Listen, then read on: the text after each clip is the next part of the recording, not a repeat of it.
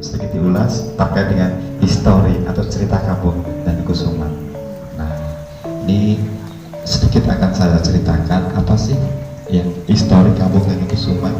Jadi begini, kenapa kampung ini dinamakan kampung Danu Kusuman? Jadi begini, menurut bahasa saya, ini kan cerita ya, dongeng. Artinya di itu ya gini kan, namanya dongeng. Ya, jadi zaman dahulu kala di sini ditinggali oleh anak seorang raja keturunan dari Keraton Surakarta Hadiringan yang bernama Danu Kusumo. Karena ketegasan beliau, kebijakan beliau, kemudian santun di masyarakat kita waktu itu, kemudian banyak dari warga itu yang mengenal budaya-budaya yang ada di Keraton Surakarta waktu itu.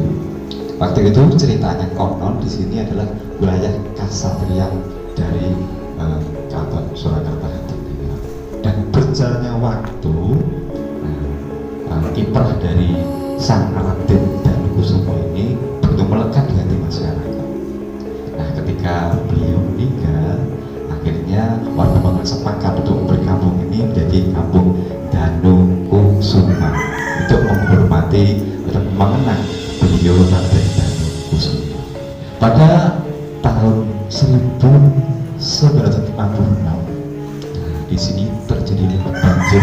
Tentunya bukan saja melanda di hampir seluruh kota di Jawa Tengah. Waktu itu banjir besar yang melanda di berbagai kota di Jawa Tengah, khususnya di Surakarta. Nah, banjir ini mohon maaf, menurut cerita bahasa lagi, ini membawa dampak dua. Yang satu adalah dampak yang positif, yang satu dampak yang negatif. Nah, perlu kasih pengen dulu dampak negatifnya adalah banyaknya sarana dan prasarana yang rusak diterjang oleh banjir. Nah, di sini ketika banjir terjadi di tempat ini ada 3 tempat yang dipandang tepat untuk tempat mengungsi. Salah satunya adalah di sini. Jadi dulu ini adalah pengusaha terbesar di zamannya pada daerah itu.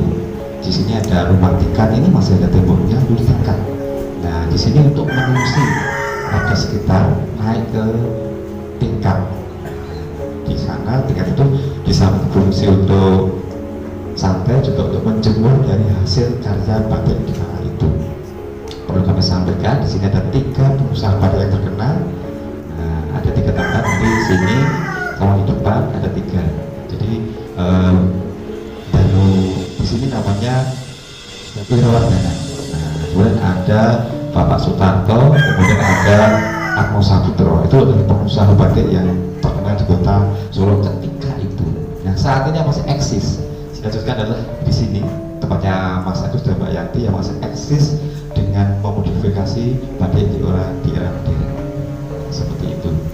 Nah, itu cerita yang tadi saya sampaikan. Kemudian positifnya, tapi sedikit horor ini. Jadi konon ceritanya pada waktu itu di tahun 65 terjadi suatu musik, yaitu G30 SPKI yang betul-betul mencekam pada kala itu mungkin setahun ya. Banyak terjadi pembantaian di mana-mana, main berkemah di mana-mana. Kemudian ketika setahun berjalan proses itu, terjadi banjir besar melanda di seluruh kota Surakarta yang memicu dan menyebabkan aktivitas untuk beberapa itu berhenti karena semua ngurusi banjir. Nah, itu dampak positifnya, berhentinya kasus atau gerakan-gerakan yang terkait dengan G30 SPKI. Masyarakat yang dianggap sebagai simpatisan waktu itu semua kena dampaknya. Nah, setelah banjir terjadi, itu sebagai penutup, akhirnya kasus itu berhenti. Kemudian semua ngurusi banjir. Itu sedikit yang saya sampaikan terkait dengan dari cerita kampung Danu Kusuman ini. Masih ada bukti-bukti untuk kejayaan batik. Nanti sambil kita mengenal kampung, kita akan tunjukkan mana saja pengusaha batik yang